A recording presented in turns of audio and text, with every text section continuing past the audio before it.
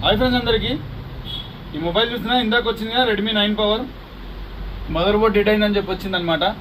Same mobile same mother board, only దీని CP అనేది disconnect అయిపోయింది. మన దగ్గర దీని సిపి అనేది రివాల్వ్ చేసి మళ్ళీ వేసేసామన్నమాట. ఇప్పుడు వచ్చే ఫోన్లలో అన్ని ఫోన్లలో ఇదే ప్రాబ్లం అండి, సిపి అనేది డిస్కనెక్ట్ అయిపోతుంది.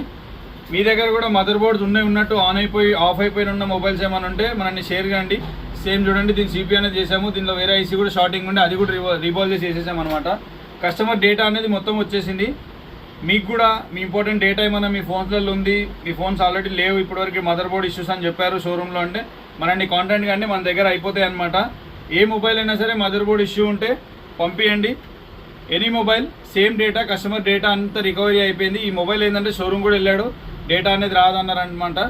మదర్ బోర్డ్ చేంజ్ చేస్తే మనం ఇదే mother board same data on చేసి ఇచ్చాము. వాళ్ళు చెప్పిన అమౌంట్కి 50% కన్నా తక్కువ చేసి ఇచ్చామన్నమాట. ఇది కూడా సేమ్. మీరు మదర్ బోర్డ్ అయినా సరే, డిస్ప్లే అయినా సరే, ఏదైనా మనని కాంటాక్ట్ కానీ మనకి ఏ రిపేర్ అయినా అయిపోద్ది మన దగ్గర. ఐఫోన్ అండ్ ఆండ్రాయిడ్లో ఏ మోడల్ అయినా సరే మదర్ బోర్డ్ ఇష్యూస్ ఏమున్నా సరే కాంటాక్ట్ కానీ సంయుక్త మొబైల్స్ బోయినపల్లి.